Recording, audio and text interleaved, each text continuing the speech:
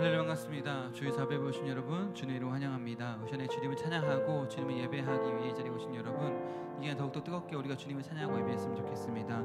주님께서 부르신 그곳에서 우리가 주님을 찬양하고 예배했으면 좋겠습니다. 함께 찬양하겠습니다.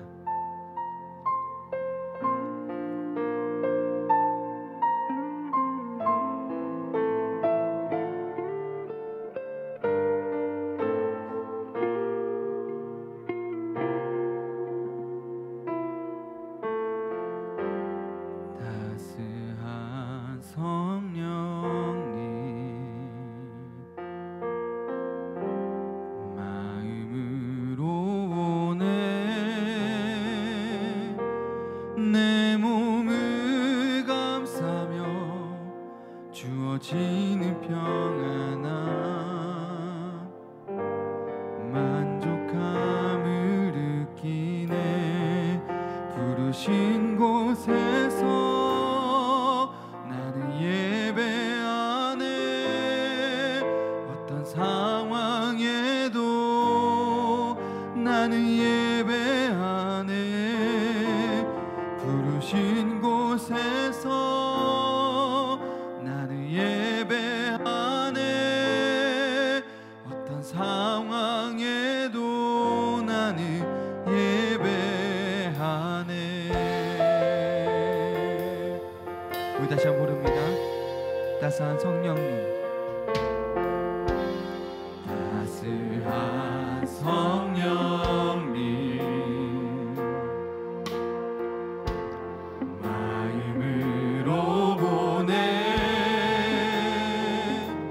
내 몸을 감싸며 주어지는 평안함, 만족함을 느끼네. 사랑과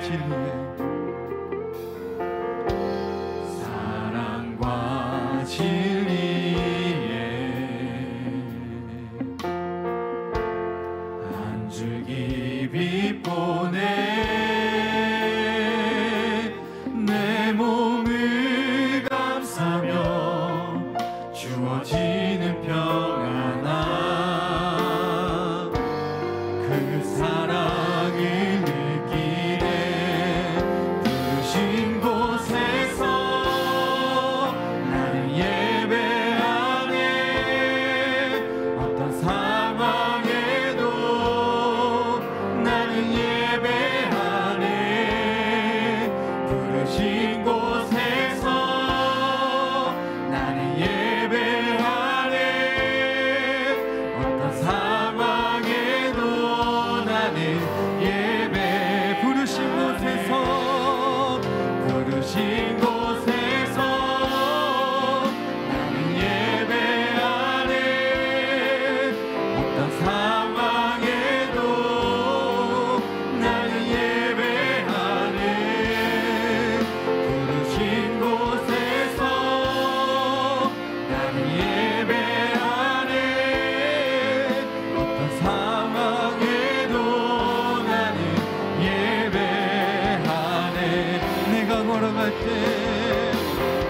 내가 걸어갈 때 길이 되고 살아갈 때 삶이 되는 그곳에서 예배하네. 내가 걸어갈 때 길이 되고 살아갈 때 삶이 되는 그곳에서 예배하네.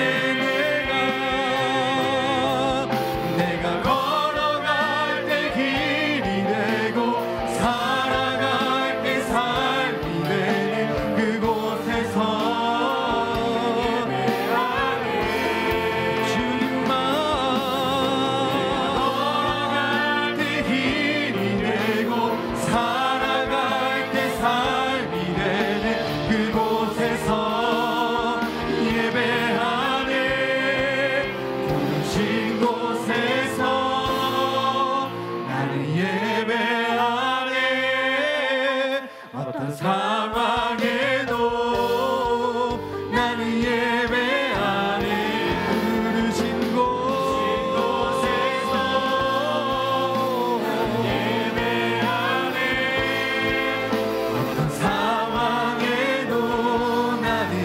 다시 한 번 더 고백하기 원합니다. 부르신 곳에서 예배하네. 상황에도 나는 예배하네. 부르신 곳에서 예배하네. 어떤 상황에도 나는 예배하네. 어떤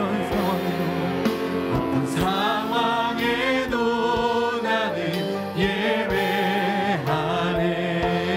어떤 상황에도 나는 예배하네.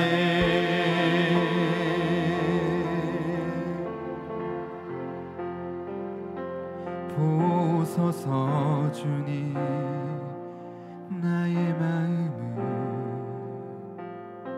선한 것 하나 없습니다.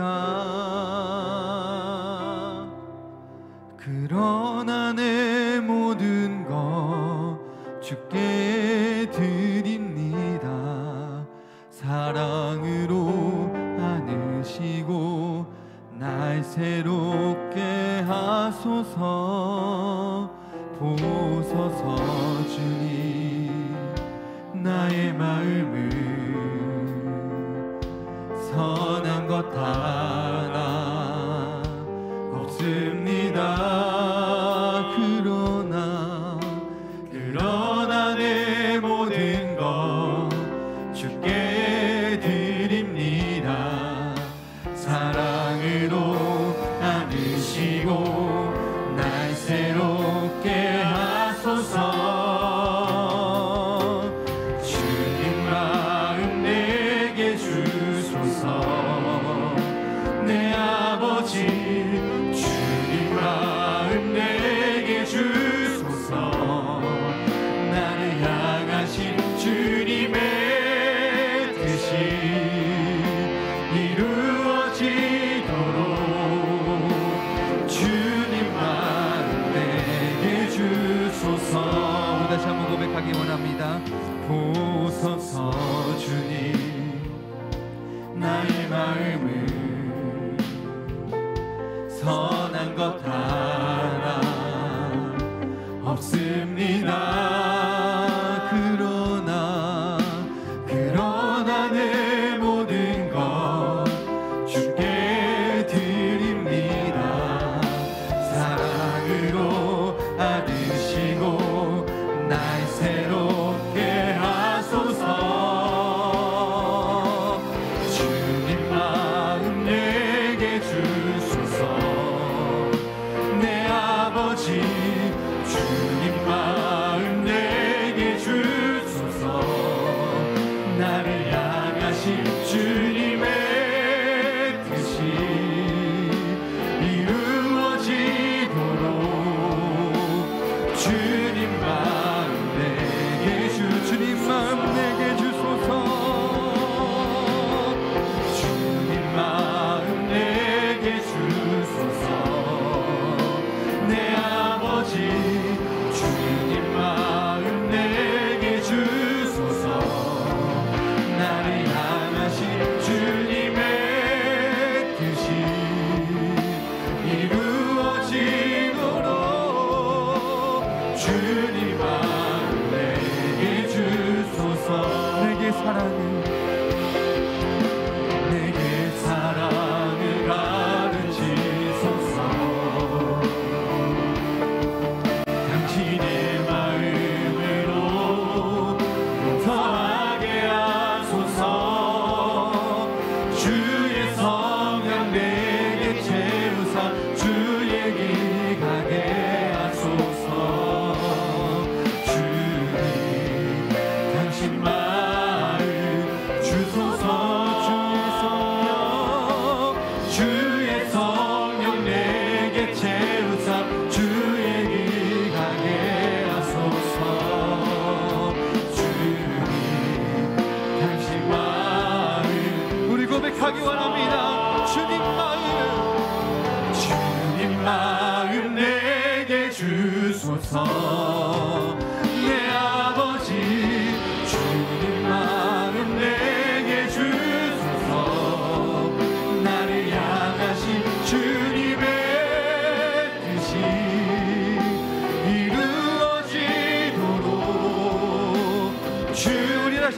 고백하기 원합니다. 주님 마음, 주님 마음 내게 주소서. 내 아버지 주님 마음 내게 주소서. 나를 향하신 주님의 뜻이 이루어지도록 주님 마음 내게 주소서. 주님 마음 내게 주소서. 내 아버지 주님 마음 내게 주소서. 나를 향하신 주님의 뜻이 이루어지도록 주님 마음 내게 주소서.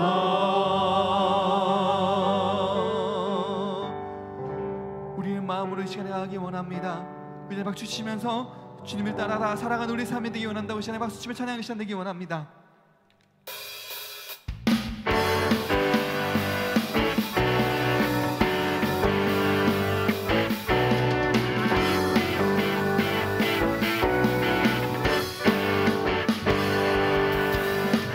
순간의 승리를 넘어 치열한 일상을 향해 부르신 그 길을 따라 어제의 눈물을 넘어 영원한 표대를 향해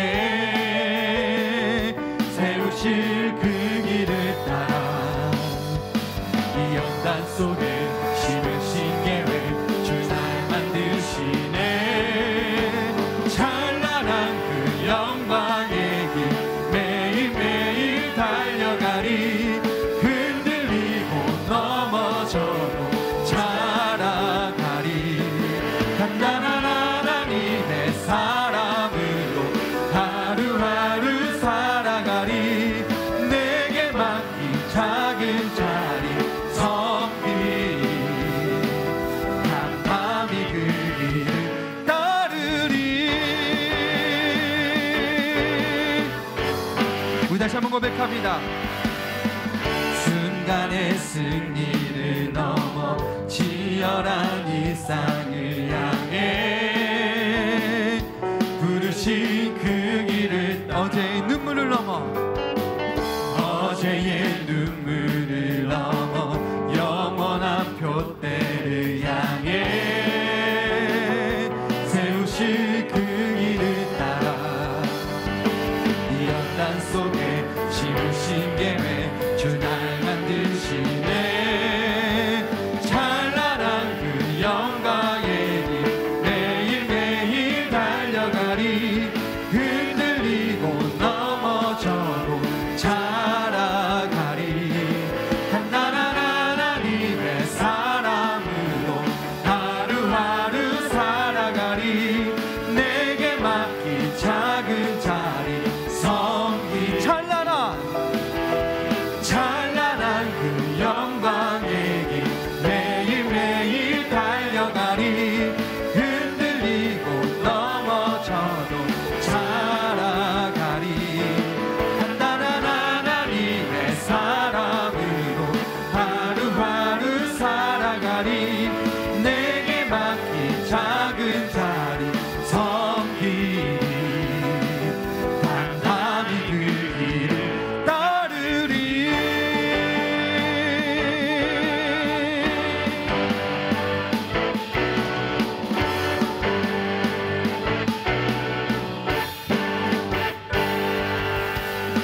우리 시간에 고백했으면 좋겠습니다. 우리 흔들리고 넘어져도 우리가 주님이 주신 그 길을 따라 살아가는 자가 되기 원한다고 우리 시간에 다시 한 번 더 고백하며 찬양의 시간 되기 원합니다. 우리 다시 고백합니다. 찬란한 그 영광의 길 매일매일 달려가리. 흔들리고 넘어져도 자라가리. 단단한 하나님의 사랑으로 하루하루 살아가리. 내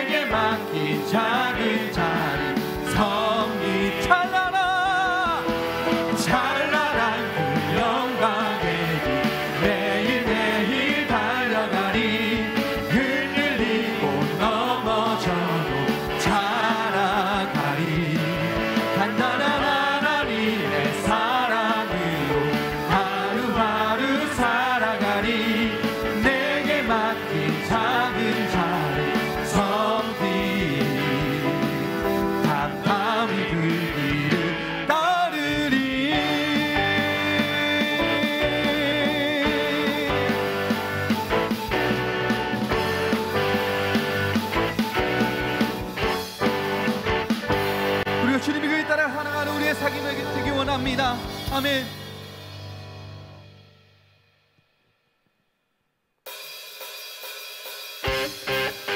우리 다시 한번 박수 치면서 전능하신 하나님의 찬양의 시간 되기 원합니다.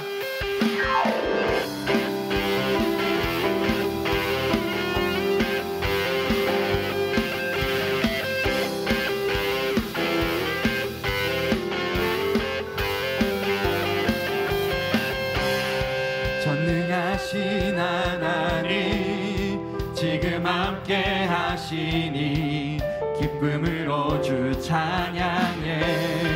주의 영이 가득해 풍성하신 은혜로 한없는 사랑으로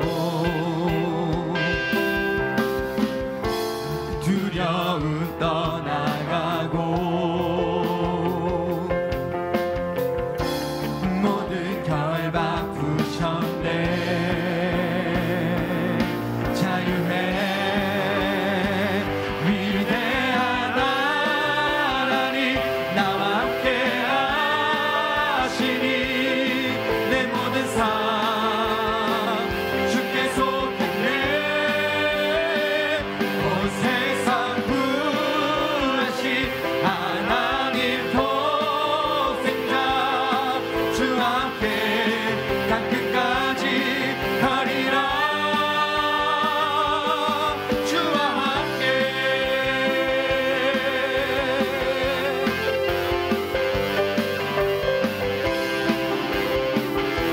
다시 한번 고백하는 시간 되기 원합니다.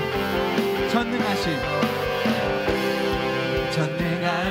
하나님 지금 함께 하시니 기쁨으로 주 찬양해. 주의 영이 가득해 풍성하신 은혜로 한없는 사랑으로 두려움 떠나가고 모든 결박 푸셨네.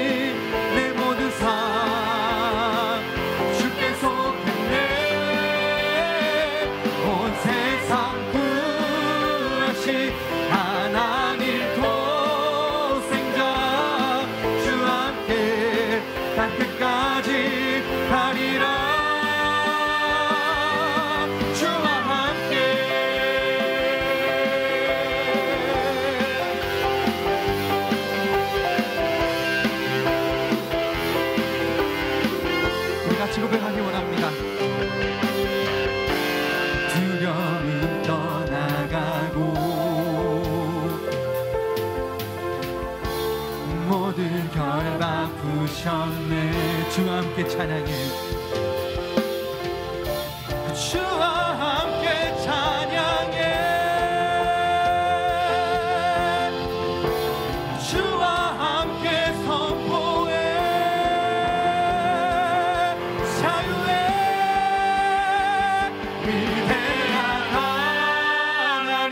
나와 함께 하시니 내 모든 삶 주께 속했네. 온 세상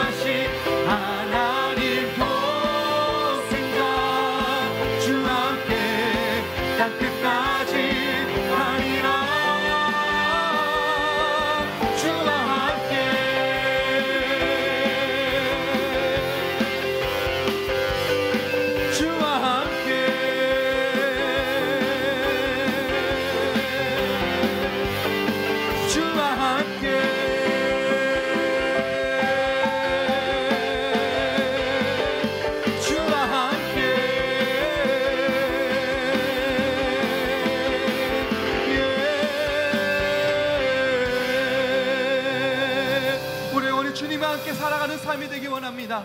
아멘.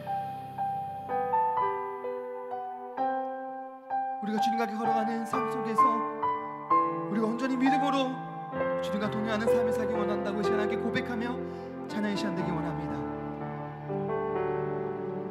이곳에 임하시 하나님 나라 가난한 마음으로 바라보리라.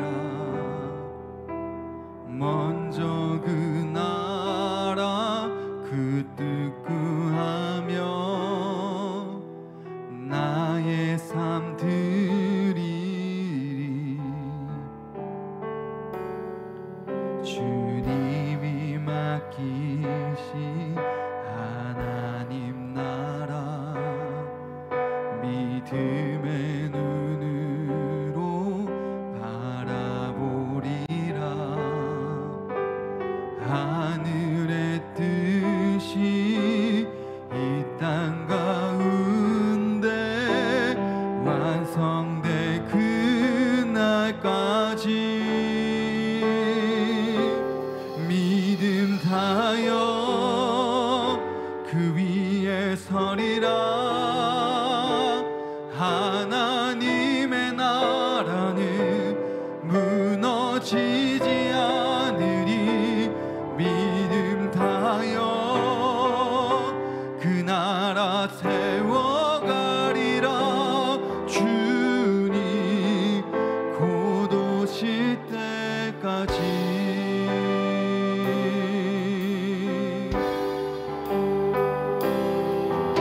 다시 한 번 더 고백하며 찬양의 시간 되기 원합니다. 이곳에 임하신 하나님 나라 이곳에 임하신 하나님 나라 가난한 마음으로 바라보리라. 먼저 그 나라 그 뜻 구하며 나의 삶 드리니. 주님이 맡기신 하나님 나라 믿음의 눈으로 바라보리라. 하늘의 뜻이 이 땅 가운데 완성될 그날까지 믿음 다하여 그 위에 서리라. 하나님의 나라는 무너지지 않으리. 믿음 다하여 그 나라 세워가리라. 주님 우리 다시 한 번 더 고백하기 원합니다. 믿음 다하여 그 위에 서리라. 하나님의 나라는 무너지지 않으리. 믿음 다하여 그 나라 세워가리라. 주 우리 다시 한 번 더 고백하기 원합니다. 믿음 다하여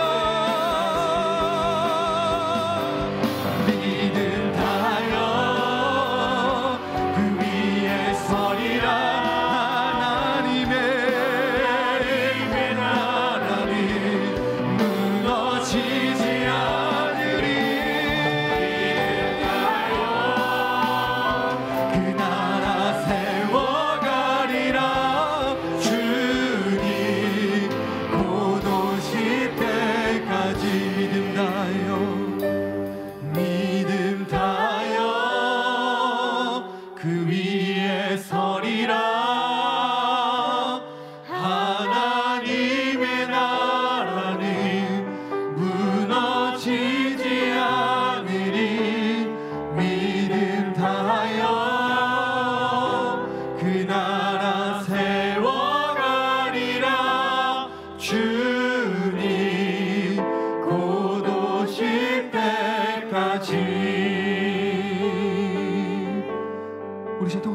주셨으면 좋겠습니다.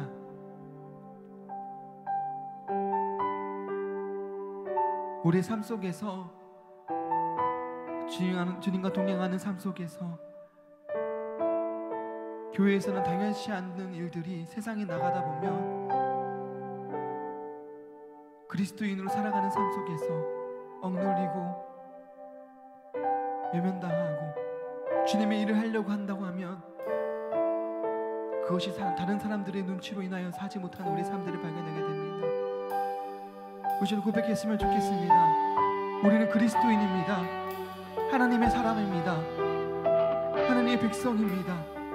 그 백성답게 살아가려면 세상과 교회를 구분짓는 것이 아니라 그 경계를 구분짓지 아니하고 어떤 상황 속에서든지 어떤 환경 속에서든지 주님과 동행하는 삶을 살아야 됩니다. 우리는 고백했으면 좋겠습니다. 아버지, 내 그렇게 살지 못한 나의 삶을 다시 한 번 더 주님 앞에 고백하기 원합니다. 다시 한 번 더 주님 앞에 나아갈 때 세상과 교회를 구분하는 것이 아니라 세상 사람들과 그리스도인의 삶 속에서 그것을 구분하는 것이 아니라 내가 그리스도이기 때문에, 내가 참된 그리스도이기 때문에 진정으로 주님께서 원하시는 삶을 살아가는 자가 되기 원하게 됐으면 좋겠습니다. 그 세상 속에서 온전히 그리스도의 삶, 온전히 하나님의 백성으로 살아가는 삶 되기 원한다고 우리 아버님을 하시면서 제 동서로 기도하기 원합니다. 함께 동서로 기도하겠습니다. 아버지,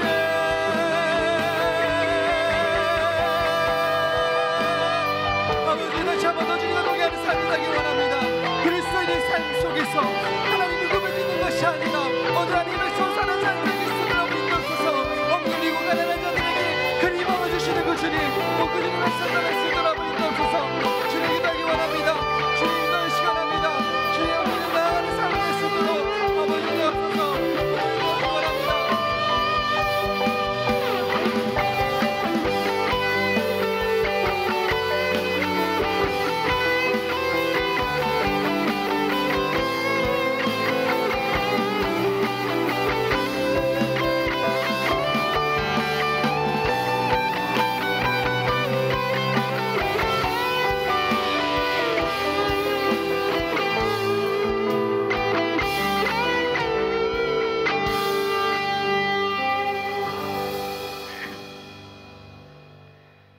하나님 아버지, 오늘 이렇게 주님의 이름으로 형제자매된 저희를 예배의 자리에 모이게 허락해 주셔서 감사합니다. 오늘 이 자리에 함께하지 못한 형제자매들에게도 동일한 은혜를 베풀어 주시고 예배를 사모하는 자녀들이 되기를 기도합니다. 지난 한 주간 세상 속에서 주의 말씀을 따라 살지 못했던 저희 죄를 회개합니다. 무엇이 더 중요하고 가치 있는 것인지 알면서도 세상의 것들을 쫓고 바라며 욕심내던 부족한 저희를 용서해 주세요. 사랑으로 이 시간 주님 전에 있게 하신 그 은혜 또한 잊지 않게 해주세요. 건강한 믿음의 뿌리를 내리고 주님의 자녀들로 거듭나고 주님께서 원하시고 기뻐하시는 삶으로서 영광 돌릴 수 있도록 이끌어주세요. 소망교회 청년부를 위해 기도합니다. 3주 뒤에 청년부 수련회가 있습니다. 준비하는 과정부터 마치는 시간까지 수련회를 통하여 모든 청년과 참석하는 교인들이 은혜 받을 수 있는 수련회가 되도록 도와주세요. 취업을 준비하거나 취업 중에 있는 청년, 학생인 형제 자매들, 군대에 있는 형제들, 해외 지방 멀리 있는 형제 자매들의 삶 가운데에 항상 함께 하셔서 외롭지 않게 하시고 지친 삶과 불안정한 마음 중이라도 믿음 안에 하나 될 수 있는 귀한 열매들 되게 하실 줄 믿습니다. 예배를 시작합니다. 귀한 말씀 전해주시는 목사님께 주님의 힘 더해주시고 담대히 주님만의 말씀만을 선포하실 수 있도록 도와주세요. 감사드리며 이 모든 말씀 살아계신 예수 그리스도 이름으로 기도드립니다. 아멘.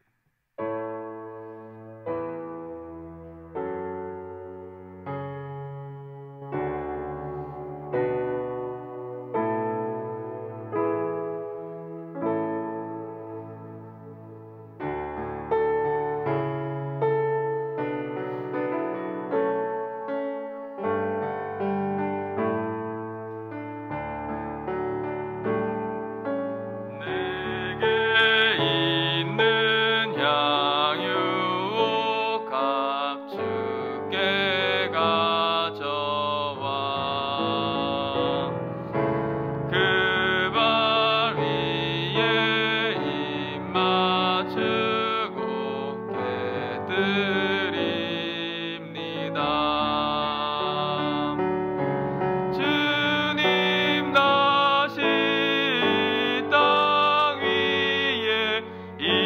임하실 그때 주의 크신 사랑으로 날 받아주소서.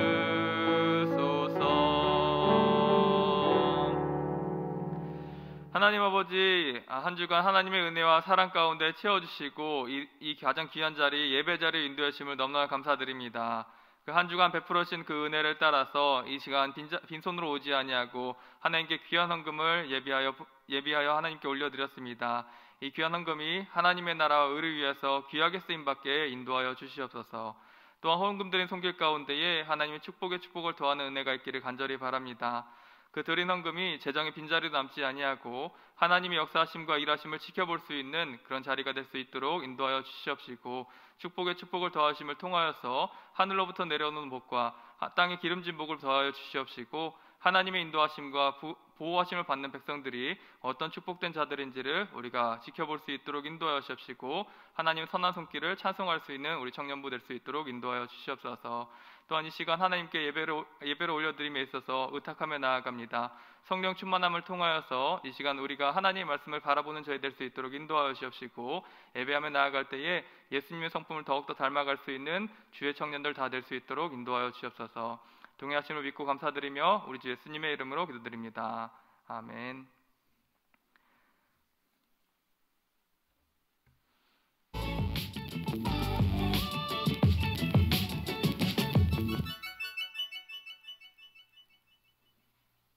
안녕하세요.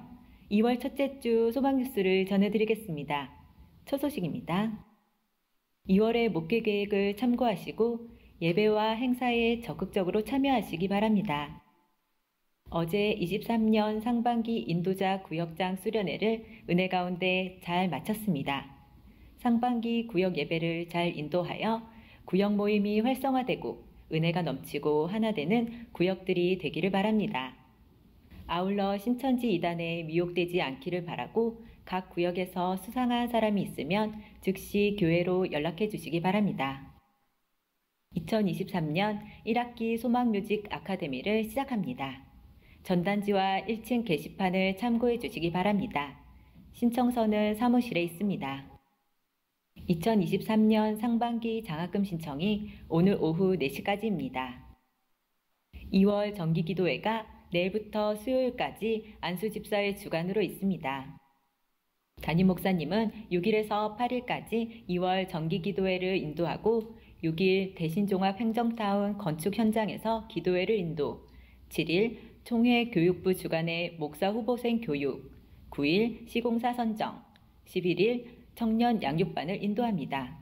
지혜롭고 은혜 가운데 잘 인도할 수 있도록 기도해 주시기 바랍니다. 교구별 대신방이 이번 주 화요일부터 말까지 있습니다. 은혜 가운데 성령 충만한 신방이 이루어지도록 기도를 부탁드립니다.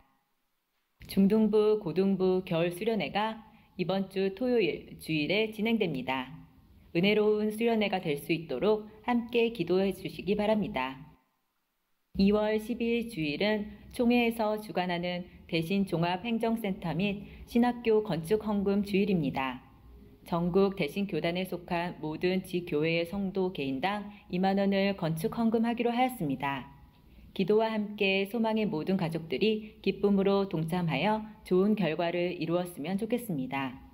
지금까지도 그랬던 것처럼 이번에도 이 일에 앞장서는 소망교회가 되었으면 참 좋겠습니다. 2023년의 표어는 신성한 성품에 참여하라이고 2월의 주제는 겸손입니다. 이번 달에는 하나님이 좋아하시는 겸손을 배워 우리 모두 겸손한 사람이 됩시다. 소망교회에서 예배드리게 된 여러분들을 주의 이름으로 환영합니다. 소망교회는 기도하고 예배드리러 오시는 모든 분들을 언제든지 환영합니다. 새가족 등록을 원하시는 분은 초록색 정장을 입은 새가족 부원에게 말씀하여 주시기 바랍니다. 교사 추가 임명이 있습니다. 영화부 양사라 집사, 초등부 박경민 성도 장은직 원찰, 고등부 이건희 청년 홍미금 집사입니다. 새해를 맞이하여 제7기, 제8기 성경 일독반을 모집합니다. 신앙생활을 하면서 성경을 제대로 통독해 보지 못한 분들이나 성경의 내용을 이해하면서 읽고 싶은 분들은 이번 기회에 성경을 공부하면서 일독하는 기회로 삼으시기 바랍니다. 제7기는 화요일 오전, 제8기는 주일 오후에 개설됩니다. 1층 게시판을 참고해 주시기 바랍니다. 새해를 맞이하여 제29기 양육반을 모집합니다. 구원의 확신, 하나님의 속성, 삼위일체 등 신앙생활의 중요한 내용을 성경을 통해 확인합니다. 목요일 오전 개설되며 1층 게시판을 참고해 주시기 바랍니다. 김창호 선교사가 몸이 좋지 않아 귀국하여 병원에서 치료를 받고 있으며 이번 주에 수술을 한다고 합니다. 기도해 주시기 바랍니다. 여러분의 기도와 헌금으로 뚜마나 좋은 씨앗 선교교회의 건축이 순조롭게 진행되고 있습니다. 잘 마무리될 수 있도록 기도해 주시기 바랍니다.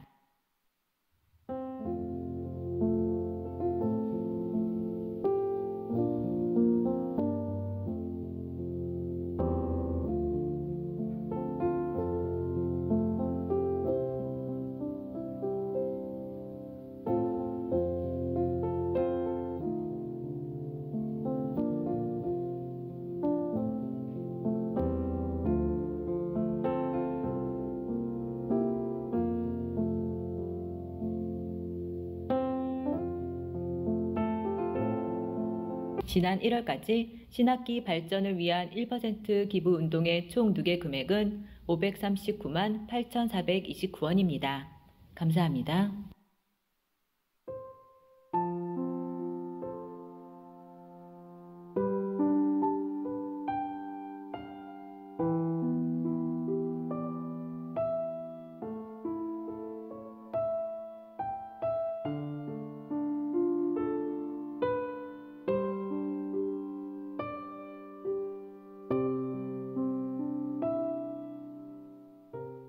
오늘 하루도 예배 가운데 큰 은혜 받으시기 바라고 시인들이 말해주는 그 겸손을 배워서 겸손하게 살아가는 소망교회 성도가 됩시다.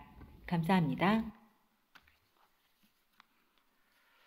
추가로 광고 드릴 것이 있습니다. 두 가지가 있는데 먼저는 어제 구역장 인도자 수련회 가운데 신천지 특강을 했습니다. 근데 신천지가 가장 그 대상으로 하고 자기네들 전도 대상으로 삼는 게 청년들이라고 합니다. 그래서 우리 청년들이 굉장히 신성쌤일 수도 있고 열심히 있는 사람들 청년들이라고 하는데 특징이 하나가 있더라고요. 그건 뭐냐면 이제 성경 공부를 유도한다고 해요. 자기네들 성경 공부 1년을 잘 수료해야지 이제 신천지의 정식 회원이 되기 때문에 이 성경 공부로 유도를 한다는 사실을 분명히 유념하시고 여러분들 이 주변에서 혹은 우리 가까이에서 좋은 선교사님이 있다 아니면은 뭐 교회 외에서 성경 공부를 유도하는 사람이 있다면 직접 물어보지 말고 담당 사역자인 저에게나 담임 목사님한테 연락 주셔서 이런 사실들이 있다는 사실을 잘 이야기해 주시길 바라고, 그리고 다음 주에는 이제 신천지가 어떤 레파토리로 이제 전도를 하는지 그리고 어떤 내용들을 전도하는지 함께 패밀리 모임 가운데 나눌 생각이니까 여러분 그 점들을 잘 유념해 두었다가 특히 신입생들한테 그렇게 잘 접근을 한다고 합니다. 그래서 대학교 새내기들한테 접근을 한다고 하니까 이런 내용이 언급되면 신천지구나 이렇게 의심해 볼 수 있다는 내용들을 다음 주에 교육받도록 하겠고요. 그리고 또 한 가지는 이제 데이팅 어플이라든지 이제 그 당근마켓 같은 것들로도 이렇게 포교를 한다고 하니까 여러분 경각심을 가지고 이 마지막 시대에 미혹되지 않기를 바랍니다. 또 한 가지가 있는데 이제 바깥에 필경대에다가 헌금 봉투를 두었을 것인데 이제 다음 주에 저희 대신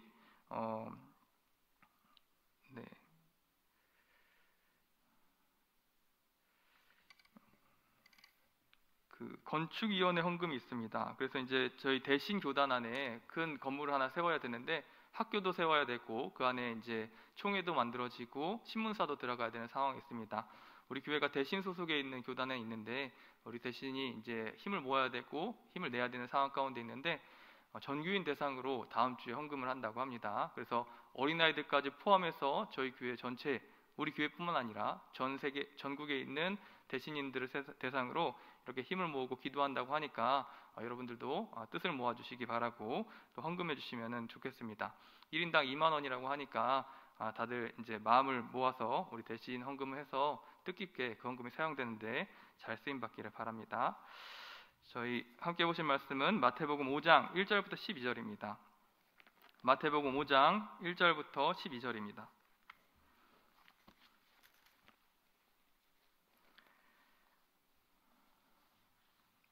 제가 읽겠습니다. 마태복음 5장 1절부터 12절. 예수께서 무리를 보시고 산에 올라가 앉으시니 제자들이 나아온지라 입을 열어 가르쳐 이르시되 심령이 가난한 자는 복이 있나니 천국이 그들의 것이며 애통하는 자는 복이 있나니 그들이 위로를 받을 것이며 온유한 자는 복이 있나니 그들이 땅을 기업으로 받을 것이며 의에 줄이고 목마른 자는 복이 있나니 그들이 배부를 것이며 긍휼히 여기는 자는 복이 있나니 그들이 긍휼히 여김을 받을 것이며 마음이 청결한 자는 복이 있나니 그들이 하나님을 볼 것이며 화평하게 하는 자는 복이 있나니 그들이 하나님의 아들이라 일컬음을 받을 것이며 의를 위하여 박해를 받는 자는 복이 있나니 천국이 그들의 것임이라. 나로 말미암아 너희를 욕하고 박해하고 거짓으로 너희를 거슬러 모든 악한 말을 할 때에는 너희에게 복이 있나니 기뻐하고 즐거워하라. 하늘에서 너희의 상이 큼이라. 너희 전에 있었던 선지자들에게도 이와 같이 박해하였느니라. 아멘. 지지난주부터 3주에 걸쳐서 우리는 예수님께서 말씀하신 산상수훈 가운데의 팔복에 대하여서 살펴보고 있습니다.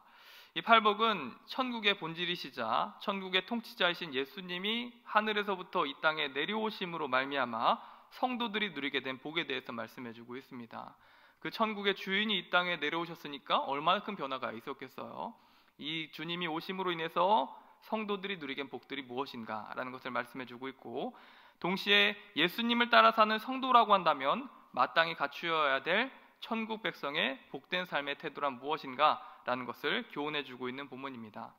즉 이미 예수님이 이 땅에 오심으로, 그리고 여러분들의 마음 가운데 오심으로 성도들이 받은 복들을 말해주고 있지만, 동시에 아직 완성되지 않아 이루어가고 성취해 가야 될 삶에 완성돼야 될 우리 삶에 대해서 말씀해주고 있는 것이 이 팔복에 대한 말씀입니다. 그래서 지금까지 2주에 걸쳐서 심령이 가난한 자, 애통하는 자와 온유한 자가 받는 복에 대해서 말씀을 살펴봤고, 오늘은 팔복 가운데 4번째 복인 의에 줄이고 목마른 자가 받는 복에 대해서 함께 살펴보고자 합니다. 예수님께서는 계속 말씀하십니다. 의에 줄이고 목마른 자는 복이 있나니 저희가 배부를 것이며 말씀합니다. 이 말씀을 이해하는 데 있어서 가장 중요한 요소가 있다라면 그것은 바로 예수님이 말씀하신 의에 대한 이해입니다. 의란 과연 무엇을 말하는지 먼저 이해하는 것이 중요합니다. 여기서 의라고 번역된 디카이오네시네라는 내시네는 크게 2가지 의미가 있는데, 첫 번째는 윤리적인 올바름과 정직함을 의미합니다. 그리고 2번째로는 종교적 의미로서 하나님과의 올바른 관계를 맺는 상태를 의롭다, 의인이다 이렇게 표현해주고 있습니다. 곧 본문에서 의에 줄이고 목마른 자는 복이 있나니 저희가 배부를 것이다 말씀하셨을 때 그 우리가 목마르고 그리고 줄여 있는 그 의란 뭐냐면, 첫 번째로 윤리적 의미로서의 올바름, 그리고 정직함에 대한 이야기입니다. 그리고 2번째로 종교적인 의미로서 하나님과의 올바른 관계에 대한 얘기가 성경에서는 의인이라고 표현될 때, 의롭다라고 표현될 때 이 단어가 사용됐다라는 겁니다. 그리고 이 2가지 의미는 긴밀한 관계가 있으므로 본문에서 굳이 한 편을 선택해서 윤리적 의미로 이 본문에 사용됐나 아니면 종교적 의미로 사용됐나 구분해서 적용해 볼 필요가 없이 2 의미를 같이 받아들여도 좋겠습니다. 그렇다면 먼저 윤리적인 의미로서 의에 줄여 있고 의에 목말라 하고 있는 사람이란 어떤 사람들일까요?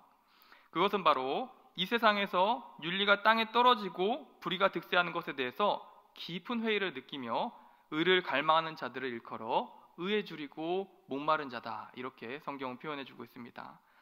곧 하나님 기뻐하시지 않을 불의한 문화와 상황을 보면서 차별과 비난과 혐오와 박해와 우상숭배 같은 일들을 보면서 이것은 이 시대에 어쩔 수 없는 문화다, 시대적 흐름이다라고 마땅하게 여기지 아니하고, 혹은 나와는 상관없다는 태도를 취하여서 외면한다거나 아니면 그 불의를 이용해서 나의 이익과 편의를 취하려고 하지 아니하고 그 불의를 슬퍼하는 자, 그리고 깊은 회의를 느끼면서 하나님의 임재해 주심을, 변화시켜 주심을 갈망하고 기도하는 자가 바로 의에 줄이고 목마른 자다라는 것입니다. 그리고 예수님께서는 그런 사람들이 이제는 복이 됐다, 복받았다 이렇게 말씀해 주신 겁니다.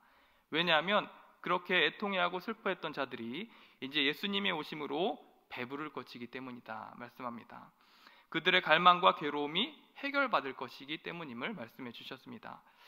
예수님께서 사셨던 팔레스타인 땅은 의에 줄이고 목말랐었던 사람들이 많았습니다. 정말 슬퍼하고 의에 대하여서 간구하는 사람들이 매우 많았습니다.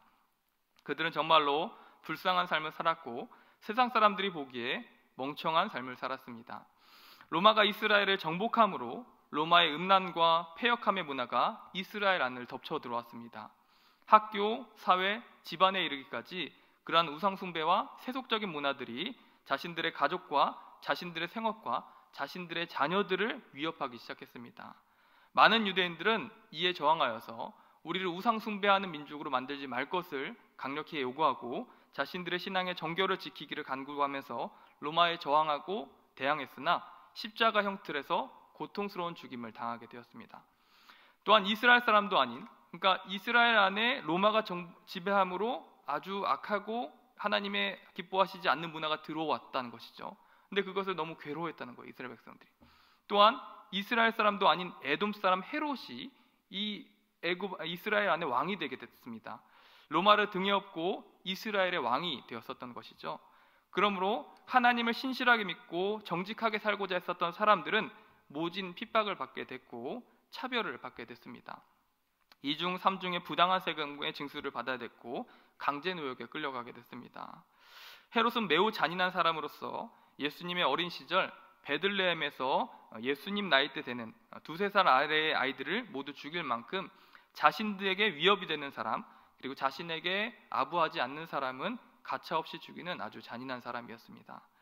즉 종교적, 신앙적 신념을 버린 채 헤롯의 편에 들지 않는다면 사람은 출세할 수 없으며 심지어 죽을 위기도 종종 맞이했었던 것이 예수님께서 활동하셨던 팔레스타인 땅의 상황이었습니다. 또 사회는 너무나도 악해서 정직하고자 했었던 사람들은 사회 속에서 너무 팽배한 이 윤리적 타락 가운데에 계속 손해만 봐야 됐습니다. 누가복음을 보면 이 시대가 얼마나 신앙적으로 그리고 윤리적으로 타락했는지를 잘 보여주고 있는데 대제사장직을 돈으로 주고 팔았다 이런 말씀이 나옵니다. 심지어 대제사장이 2명이었었던 사실이 누가복음에 기록되어 있는데 이 헤롯이 돈을 받고 이 대제사장직을 팔아 넘겼었던 것입니다. 그래서 종교적으로 굉장히 하나님 기뻐하지 못하는 불의한 상황 가운데 있습니다. 또 일반 시민들은 서로가 서로에게 시기와 착취로 생활을 유지해 갔습니다. 그래서 어떻게 보면 나도 그런 불의한 사람이 되지 않는다면 손해를 계속 봐야 되고 굶어야 되고 궁핍한 삶을 살아야 했습니다. 그러니까 항복해서 나도 저렇게 도둑질하면서 거짓말치며 살아야겠다 하지 않고 끝까지 정절을 지키려고 한다면 계속 손해만 봐야 되는 상황 가운데 있었던 것이죠. 하지만 그런 상황 속에서 불의와 타협하거나 물들지 않고 하나님께 정의를 구하고 애통하는 심정으로서 변화를 구했던 사람들이 있습니다. 그 사람들은 의에 줄이고 목말라 있었던 사람들입니다.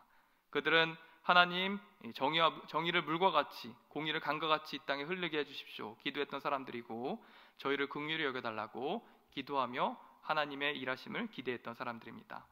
그리고 기도하며 타협하지 않았었던 사람들입니다. 그들은 늘 배고팠고 정직했기 때문에 실패한 사람들이었습니다. 또 사람들로부터 가난하다고 외면받고 핍박을 당했던 사람들입니다. 근데 이제 그들에게 복이 임했다. 예수님께서 말씀해주고 있는 거죠. 왜냐하면 예수님이 오심으로 너희가 배부름을 얻을 것이기 때문이다 말씀합니다. 이 말씀과 같이 예수님이 오신 이후로 이스라엘 땅 안에 놀라운 일이 일어났습니다. 의에 줄이고 목말랐었던 사람들은 놀라운 나라를 경험해 보기 시작합니다. 오병이의 기적을 보게 되고 칠병이사모의 기적을 보면서 굶주림을 해결받게 됩니다.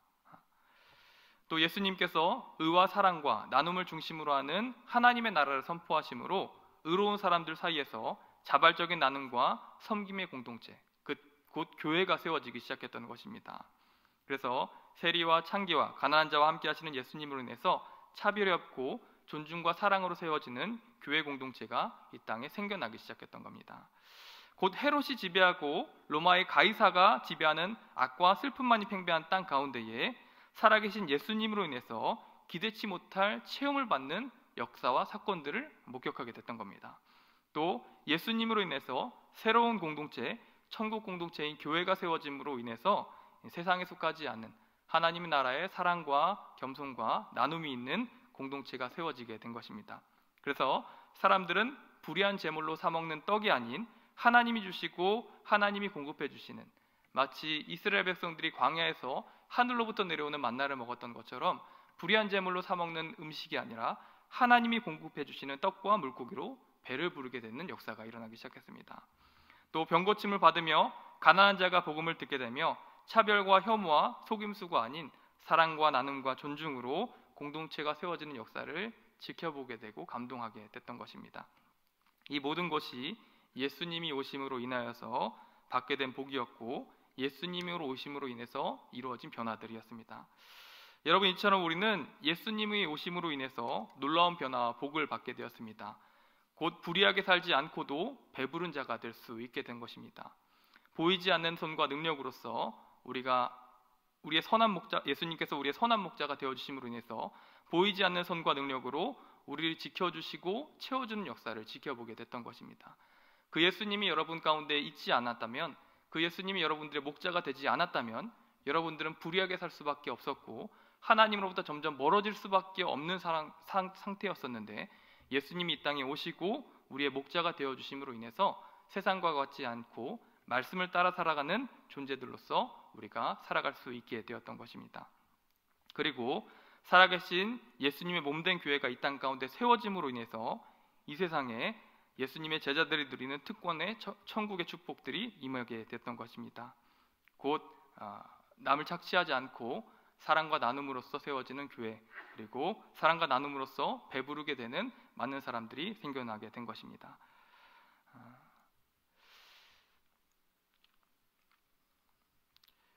이처럼 예수님께서 이 땅에 오셨던 것은 우리에게 큰 축복이 되어야 하겠습니다. 의에 줄이고 목마른 자에게 축복과 행복이 되게 된 것입니다.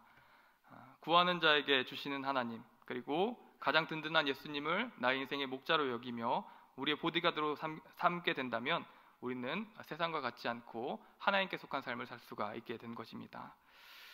따라서 바라기는 여러분들이 악한 세상에 잘 적응하여 승승장구하는 사람이 아니라 선한 세상에 속한 사람으로서 이 세상을 변화시켜 나가는 사람들, 그리고 예수님을 나의 목자로 여기는 선한 주의 청년들 다 되시기를 축복합니다. 늘 의에 주려 하면서 하나님의 일하심과 하나님의 정의를 구하는 여러분들의 삶이 되기를 축복합니다. 마태복음 6장 31절부터 33절에 보면 예수님께서 말씀합니다. 그러므로 염려하여 이르기를 무엇을 먹을까, 무엇을 마실까, 무엇을 입을까 하지 말라. 이는 다 이방인이 구하는 것이라. 너희 하늘 아버지께서 이 모든 것이 너희에게 있어야 할 줄 아시느니라.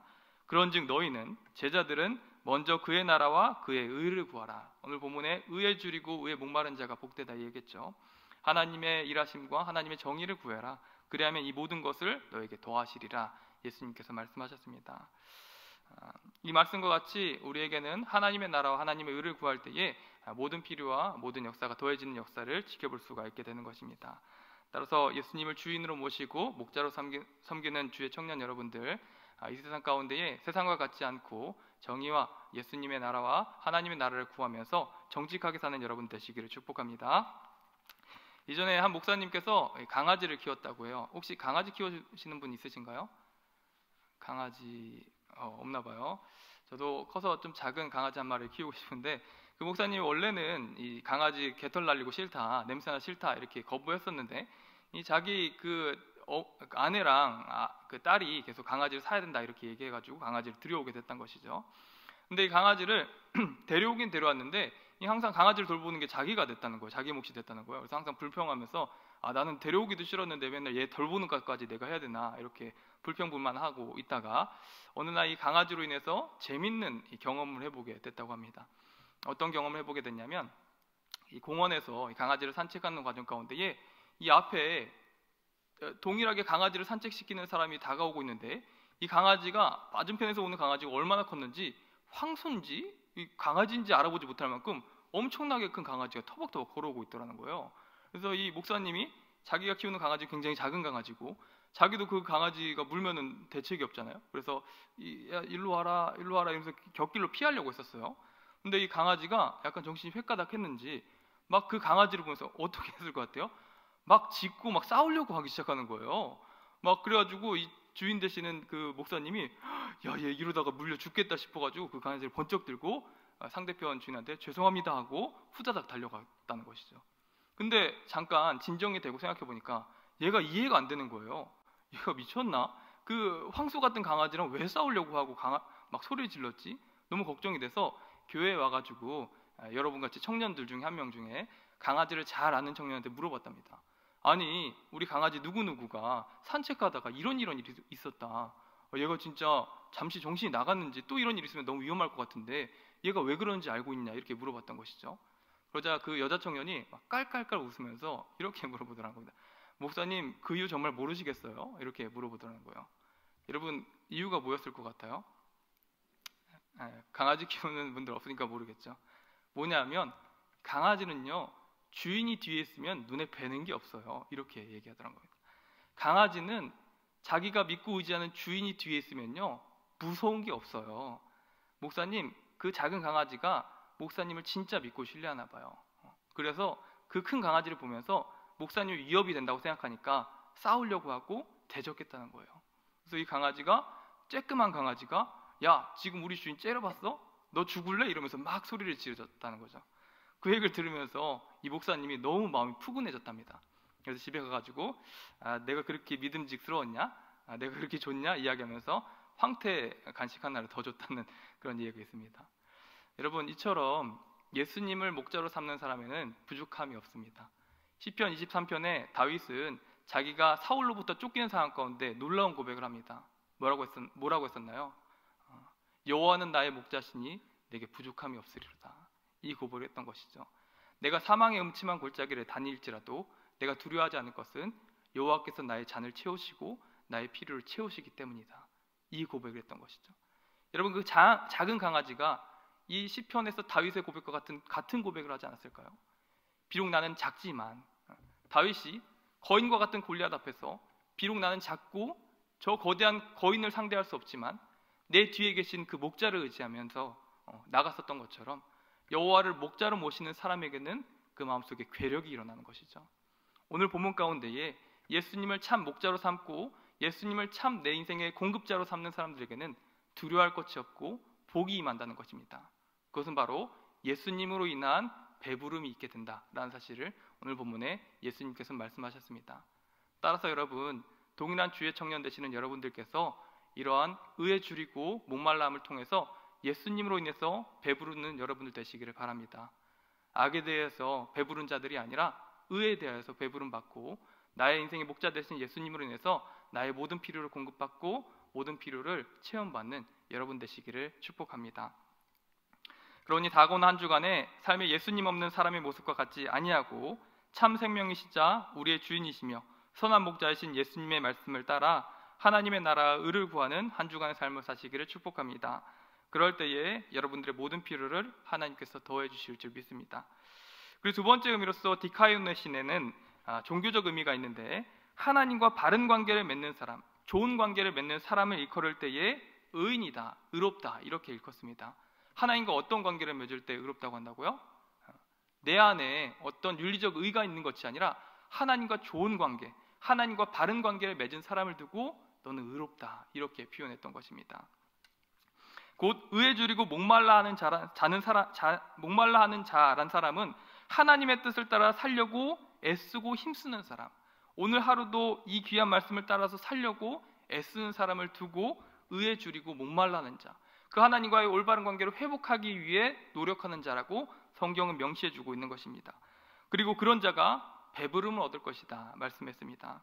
이것은 하나님과의 바른 관계에 대한 갈망이 결국 만족함이 되고 채워지게 된다는 사실을 말씀해주고 약속해주고 있는 말씀이었던 겁니다. 우리는 성경에서 의에 줄이고 목말라하는 사람으로서 시몬 베드로를 떠올려 볼 수 있습니다. 그는 예수님을 열성적으로 따른 사람으로서 예수님을 위해서 나름대로 최선을 다한 사람이었고 예수님과 정말로 좋은 관계에 있고 싶었었던 강한 열망이 있었던 사람이었습니다. 그래서 겟세마네 동산에서 대제사장들이 보낸 장정들이 예수님을 십자가에 끌고 와서 죽이려고 할 때에 베드로는 칼을 빼두르고 그들을 대적하였습니다. 곧 예수님을 지키려고 했었던 것이죠. 또 예수님이 잡혀가실 때에 다른 제자들은 다 도망을 갔지만 베드로는 먼 발치에서 그들을 쫄래쫄래 쫓아갔습니다. 왜냐하면 예수님을 포기할 수가 없었기 때문이에요. 예수님과의 그 관계를 끊어낼 수가 없었기 때문이었죠. 예수님을 어떻게든 도와주고 싶은데 저 예수님을 멀리 떠날 수가 없는데 나로서는 할 방법이 없기 때문에 쫄래쫄래 쫓아갔습니다. 그래서 예수님이 재판을 받으실 때에 멀리서 불을 쬐면서 하인들 틈에 앉아서 예수님의 재판 과정을 지켜봤던 사람이 바로 베드로입니다. 예수님을 향한 포기할 수 없는 심정과 예수님을 멀리서라도 떠날 수 없었던 그 심정이 베드로에겐 있었던 것이죠. 그러나 그런 발행과는 별개로 베드로는 연약하고 두려움이 많은 사람이었습니다. 그래서 예수님께 대한 신의를 끝까지 지키지 못하고 어린 여종 앞에서, 장대한 사람 앞에서도 아니고 어린 여종 앞에서 두려워하면서 예수님을 3번이나 부인하게 됩니다. 여러분, 3번의 의미가 이스라엘에게 굉장히 특별함을 아시죠?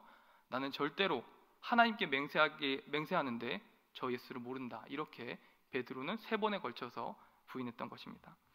베드로로서는 너무나도 창피하고 패배적인 경험이 됐었을 것입니다. 그때 새벽 닭이 울음소리를 듣게 됐고 이 베드로는 오늘 밤 닭이 울기 전에 네가 나를 3번이나 부인하리라 말씀하셨던 예수님의 말씀이 생각나서 밖에 나가서 심하게 통곡을 합니다. 예수님을 정말로 사랑하는데 예수님과 좋은 관계를 유지하고 싶었고 예수님을 도와주고 곁을 지켜주고 싶었는데 마음처럼 되지 않는 그 모든 사실이 슬펐고 감당이 되지 않았었던 것이죠. 하지만 우리가 인간관계적인 관계에서 이런 상황이 생겼다면 내심 이런 생각도 할 수 있을 것 같아요. 이 관계 망쳤으니까 그냥 거리를 두자 이렇게 생각할 수도 있었을 것 같아요.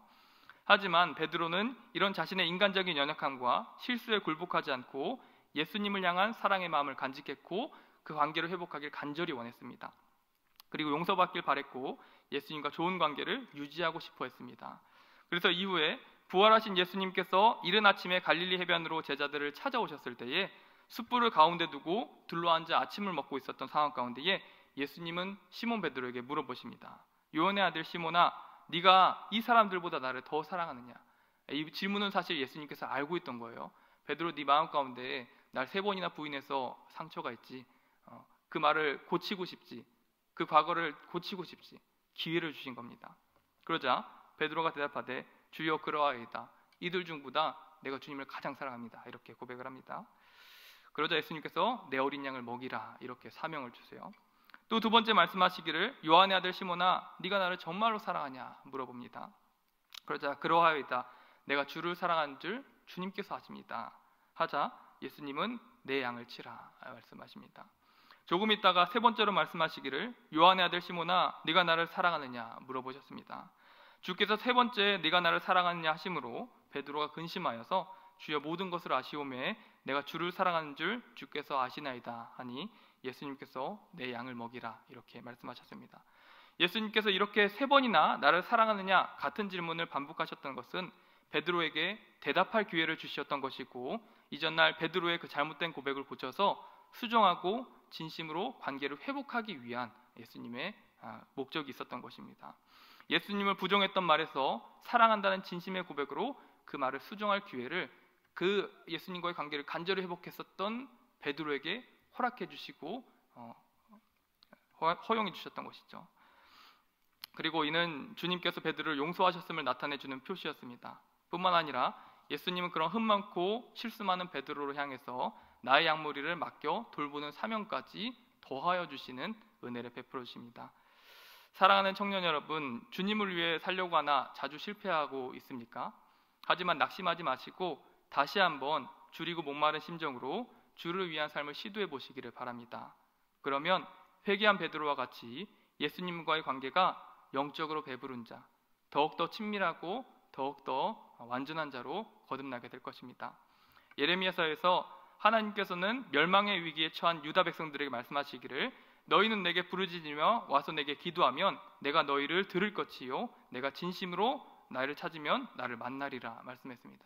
그러니까 전혀 가능성도 없어 보일 만큼 악한 세대 가운데에 말씀하셨는데 나를 간절히 찾으면 그 너희들이 패망한 상황 가운데서도 내가 만나줄 것이다 이렇게 말씀하신 겁니다. 또한 시편 42편 1절에 보면 하나님이여 사슴이 시냇물가에 찾기 갈급한 같이 내 영혼이 주를 찾기에 갈급합니다 라고 고백하였고 시편은 그 고백 가운데 하나님을 만났음을 고백하게 됩니다. 여러분 이처럼 갈급한 심정으로 하나님을 찾고 구하는 사람이 오늘날에도 하나님을 만나 받아 누리는 은혜를 받게 되는 줄 믿으시기 바랍니다. 여러분, 의에 줄이고 목말라 하는 사람에게는 복이 있습니다. 왜냐하면 그런 자를 찾아오신 예수님으로 인해서 만남의 축복을 누리고 예수님으로 인해서 구원의 축복을 누릴 수 있기 때문입니다. 따라서 이번 한 주간에도 의에 줄이고 목말라 하는 여러분 되시기를 축복합니다. 그런다면 마치 베드로같이 누구보다 선명하게 그리고 누구보다 확실한 방식으로 한 주간 예수님을 만나게 될 것이고 또한 그분을 주인으로 고백하는 역사가 있게 될 것입니다. 마지막으로 한 가지 이 설교를 준비하면서 떠올랐었던 제 어린 시절 예화를 하나 이야기하고 마치고자 합니다. 제가 고등학생이 됐었을 때쯤 저희 아버지가 심우하는 교회에서 이 가족끼리 그리고 교회 가족끼리 수련회를 가게 됐습니다. 그때 저희 누나와 제 동생과 저를 비롯해서 몇 명의 학생들이 수련회에 참석했었는데 수련회를 잘 진행하던 중 마침 중학교 2학년의 나이가 됐었던 제 동생이 둘째 날 저녁밤 집회 때에 기도를 하다가 비명을 지르고 쓰러지는 일이 일어나게 됐습니다. 얌전하고 조용해서 마침 얌전하고 조용한 성격이었었고 마침 중2가 되어서 이 수련회를 참여하는 둥 참여하지 않는 둥 이렇게 막 시큰둥하게 보내고 있었던 제 동생이 갑자기 저녁 집회 기도하는 시간에 비명을 지르면서 막 안 돼 소리를 지르면서 쓰러지는 모습을 보니까 제 마음가운데 덜컥 겁이 나기 시작했어요. 근데 제 눈앞에서 막 제 동생이 바둥바둥거리면서 안 된다고 소리를 치고 있는 거죠. 그 모습을 보며 저는 제 동생에 귀신이 들어갔나 이런 생각이 들었습니다. 아니면 귀신이 지금 내 동생의 생명을 위협하고 있는 건가 이런 생각이 들었습니다. 그래서 정말 두려운 마음 가운데 하나님께 기도를 하고 동생을 둘러싸고 동생을 진정시키기 시작했습니다. 근데 시간이 흘러 동생이 진정을 하고 한 이야기는 충격적이었습니다. 동생은 기도하던 중에 한 가지 환상을 보게 됐었는데 하나님 한 가지 환상을 보여주셨는데 바로 자신 앞에서 예수님으로 알아볼 수 있는 형체가 다가오기 시작했다는 겁니다. 그래서 동생은 그 예수님을 보면서 예수님 진짜 살아계셨네요. 반갑습니다 하면서 인사를 하고 싶었는데 그 예수님께서 마주 걸어오면서 제 동생한테 관심이 없다는 듯이 지나쳐가는 환상을 보게 됐던 겁니다. 마치 자신이 수련회 가운데에 예수님의 말씀과 삶에 대해 전혀 관심이 없었던 것처럼 예수님이 자기에게 관심이 없다는 듯 지나치는 환상을 보게 된 거예요. 그리고 그 모습이 눈을 뜨고 보고 있는 현상보다도 더 뚜렷하게 제 동생에게 보여지기 시작하자 동생은 소리를 치기 시작했습니다. 저를 떠나가지 마세요 이러면서 안 돼요 하면서 소리를 치기 시작했던 겁니다. 그리고 마지막에 예수님께서 뒤돌아서 자기의 손을 붙잡아줬다 이야기하면서 안심을 하는 모습을 보면서 저는 그 모습을 보면서 참으로 우리 성도들에게 강도가 칼을 들고 쫓아오는 것보다도 그리고 사탄이 목을 졸라 죽이려고 하는 것보다도 더 두려운 사실이 있다는 사실을 새삼 깨닫게 되었습니다. 그것은 제 동생이 봤었던 환상과 같이 예수님이 나에게 관심이 없다는 듯이 지나쳐버리는 것입니다. 바로 예수님과 아무것도 아닌 관계가 되는 것이 정말 제 동생이 안 된다고 소리쳤던 것처럼 우리 성도들에게 너무나 무서운 일이고 큰 일이구나 라는 것을 새삼 깨닫게 되었습니다. 하지만 여러분, 우리는 오늘날 영적인 눈이 밝지 못해서 한 주간 예수님과는 전혀 상관이 없는 삶을 살면서도 나의 마음과 관심과 생각은 예수님과는 전혀 상관이 없는 삶을 살면서도 이를 전혀 두려워하고 있지는 않습니까? 그리고 그 예수님을 떠나보내고 그 예수님으로부터 나의 관심과 생각을 멀리 떠내보내는 삶을 살고 있지 않습니까? 그러나 여러분, 우리의 삶 가운데 정말로 두렵고 무서운 일은 바로 예수님께서 우리에게 떠나가는 것입니다. 의에 줄이고 목말라 하지 않아 예수님으로부터 관심이 벗어나는 것이고 예수님이 우리를 떠나가는 것입니다. 그것은 정말 마지막 때에 깨닫게 되겠지만 그 무엇보다 두려운 일이 될 것입니다. 하지만 반면에 의를 쫓다가 가난한 자가 된다 할지라도 헤롯으로부터 격리되고 로마로부터 박해를 받으며 가난해져서 사람들로부터 비천한 사람으로 취급받는다 할지라도 의를 위해서 굶주리고 하나님과 올바른 관계를 위해서 애통한 심정으로 기도하는 자에게는 복이 있는 줄 믿으시길 바랍니다. 왜냐하면 그들이 예수로 말미암아 배부를 것이기 때문입니다. 더욱더 예수님과 친한 관계가 되어질 것이고 예수님 안에서 충만함과 배부름을 누리게 될 것이기 때문입니다.